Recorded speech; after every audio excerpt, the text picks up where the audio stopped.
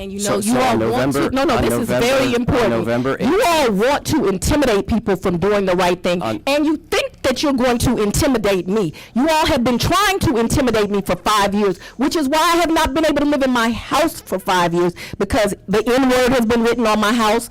Thousands of threats have come to my office, and instead of doing some legislation, when someone says something inflammatory that you know is going to cause them to be the victims of crime, you ought to do something about it. But you see, I'm not Marjorie Taylor Greene. I ain't gonna quit in a month because somebody threatens me. I took an oath to do the right thing. People came into my community and committed a crime, and I indicted them. And rest assured, if someone else comes in my community and commits a crime, I will indict them again. So I want to talk about a little bit of a timeline as it relates to D.C. And just lay out a fact pattern here, and then I'll ask you a couple questions.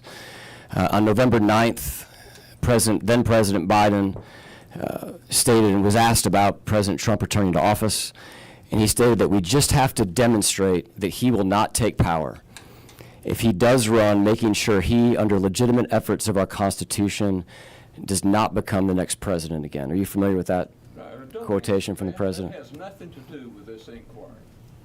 If you want to subpoena President Biden, subpoena him down here. I'll come. I might even represent him. If he's got a fee. I hope he's got something left.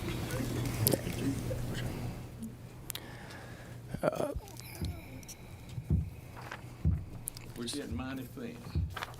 So, a couple of days after this, President Trump did indeed announce that he was running for president. As you can see on the date there, November 15th, 2022. And then the very next day, and we've referenced this a second ago, but we're going to go back to it.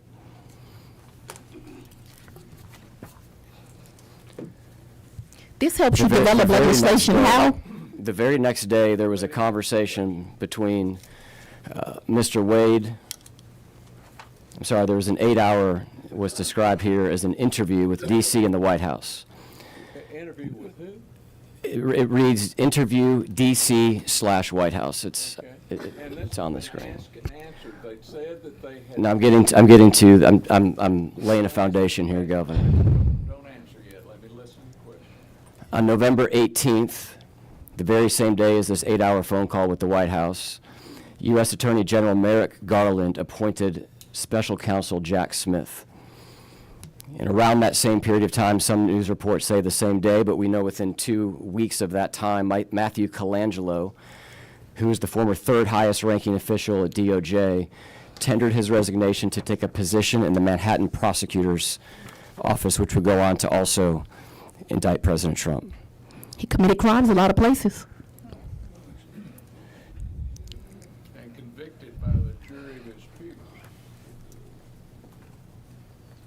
And you know, you all want to, this is very important. November 18th. You all want to intimidate people from doing the right thing, and you think that you're going to intimidate me. You all have been trying to intimidate me for 5 years, which is why I have not been able to live in my house for 5 years, because the N-word has been written on my house.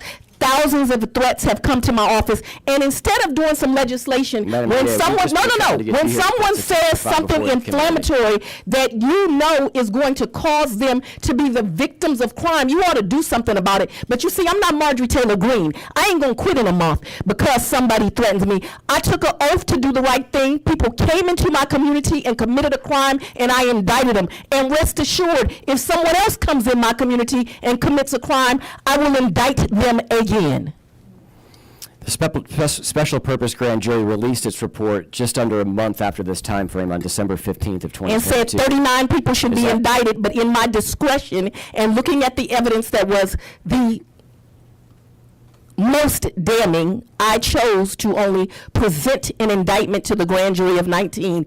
And who knew? The citizens of Fulton County, Republicans, Democrats, Independents, non-politicals, all said these 19 people deserve to be indicted, and they were.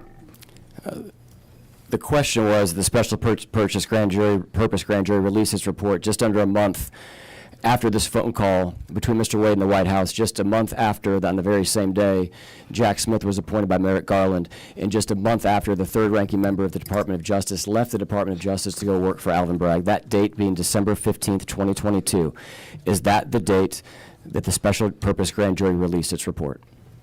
I don't recall. Yes, don't answer that. And let me tell you. You don't recall? Does that? She said she did not recall, and to try to. Everybody's a crook in your mind. Jack Smith's a Well, there crook. were some crooks. Well, I know, but They were on the indictment. So you reference your prosecutorial discretion and bringing these charges. I believe you say 50. You were talking kind of fast there. Was it 50 that you I said? said that the grand jury recommended that 19 people be indicted. It's there. It's part of public record. What I did was look at all of the evidence against each of those persons, and I chose to only put forth an indictment that talked about the 19 most culpable. Those 19 were presented to a grand jury. I just want to that clarify. grand You said jury, 19 twice. I just want to clarify your testimony. 19 people were indicted. Originally, how many were recommended? You said 19 for both. of those. That's what I'm 39 getting were at. recommended, 19 were presented. How many of the electors, there were 16 electors here in the Capitol that cast votes for President Trump, is that correct? I object. They were not electors. There were You six. talking about the fake electors that y'all sat in a hearing and listened to, many of y'all? In this same room. I was not in the room, but I'm referencing there were 16 electors who took part in that meeting. Is that your understanding? Why are you not offended that people came before you and lied? Were there 16 I electors? don't remember. I don't remember. Okay. How many did you indict? What does this have to do with you developing legislation? Because this is not relevant, so I'm going to object relevance. Where are we going? I thought this was supposed to be. I thought y'all needed some help. I thought it was supposed to be about rules of conduct. And so now you're getting into where the electors met here and they weren't really electors, and how many of them got indicted, and why did you do that? We're here for far more. Wait just a minute. We're here for far more than rules of conduct. Process on why she chose to do so. It was presented to two grand juries. They returned an indictment on one because an investigative grand jury cannot indict, it can only investigate. And so, how is this to do with the conduct and legislation? I'm amazed that everybody's fixated that the election was fixed 5 years ago. We'll come back to this. We'll move on for a second. All right, let's move on for a good bit, maybe a half hour. Well, we'll see what you think of this next line of questioning, Governor. In January of 2021, you referenced his name earlier, but you hired Jeff DeSantis to be the Deputy District Attorney overseeing the Media Relations Unit of the District Attorney's Office. Is that correct? And strategy. Media Relations and Strategy. Can you describe the difference between those two separate roles, or are you just saying that's the title? That's the title. It's the title. Okay. Was he serving in your office in April of 2021? Yes. Okay. He's classified those in ADA for personnel purposes. He is a lawyer. Yes, he went to works. Emory Law School. Was there 2 years ahead of me and graduated. He's my elder. That's not hard for me. When you're referencing media relations, how would you describe the overall role of media relations? This has nothing, I don't read about media relations in any of these resolutions. It's beyond the scope. This is within the scope of the state's funding to that department. Not To a that. question about who's the director of media relations. I didn't ask I'm asking what the role of media relations is. Neither is that. Don't answer it. I instruct you not to answer. Completely irrelevant. Your objection is relevance. No, my objection is the reason she hired and the reason that she hires and fires employees, and the reason that she undertakes to run her office is a matter of employees, which is exempted and is privileged and is a deliberative process. So you are asserting that the role of a media relations director is privileged? You